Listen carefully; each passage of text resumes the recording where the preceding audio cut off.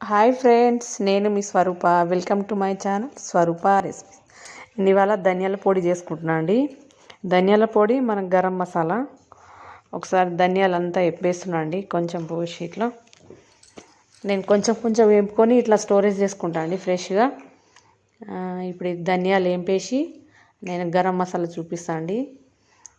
గరం మసాలా కూడా ఏం వేయక్కర్లేదండి. లవంగాలు, చెక్క, ఇలాచి, కొంచెం ధనియాలు.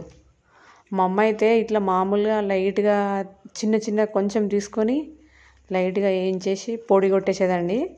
మనం చికెన్లో అయితే ఇప్పుడు డైరెక్ట్గా వేసుకుంటున్నాం ఇలాచి, చెక్క. కానీ మా అమ్మ ఇట్లా కూర ఉల్లిగడ్డ ఇట్లా కోసి ఇట్లా కూర వండినప్పుడు ఒక దింపే ముందు ఒక 10 నిమిషాలు ఇట్లా కూరలా ఇట్లా వేసేదండి. మసాలా కర్రీ సూపర్ టేస్ట్ వచ్చేదండి. సేమ్ నేను కూడా అలా చేసుకుంటున్నా. మీరు కూడా ట్రై చేయండి. ఇట్లా మీకు ఎలా ఉందో నాకు కూడా కామెంట్ రూపంలో చెప్తే బాగుంటుందండి. ఇప్పుడైతే గరం మసాలా కోసం వేపుకుంటున్నా. ఇంతే, ఇలాచి, లవంగాలు, చెక్క, ఈ మూడే అండి, ఇంకా ఏం లేదు. ఫస్ట్ అయితే ఇవే మసాలా అండి. ఇప్పుడైతే వెరైటీగా మసాలాస్ వస్తున్నాయి.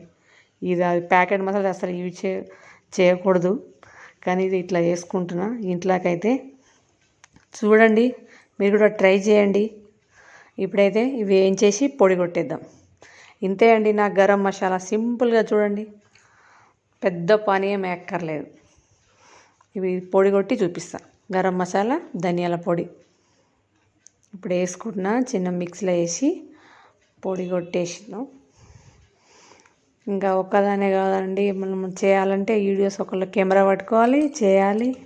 అట్లా మళ్ళీ చేయితోని వేసుకొని మళ్ళీ మిక్సీ పట్టి చూపిస్తా అండి. ఇప్పుడైతే అలా వేసుకుంటున్నా మిక్సీ జార్లో. ఇప్పుడు అవి వేస్తున్నాను ధనియాల పొడిది. అది కొట్టి చూపిస్తా. ధనియాల పొడిది పౌడర్ అయిపోయిందండి ధనియాలది. అది కూడా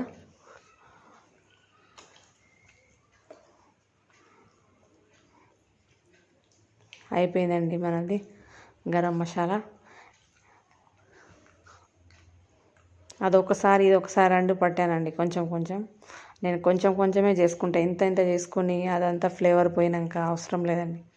కొంచెమే చేసుకుంటా. ఎంతైనా మన చాయ్ గ్లాస్ అంతా వేపుకుంటా లైట్గా చేసేస్తా. చాలా బాగుంటుందండి మసాలా అయితే.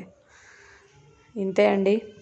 నా వీడియో కానీ నచ్చితే లైక్ చేయండి, షేర్ చేయండి, సబ్స్క్రైబ్ చేయండి.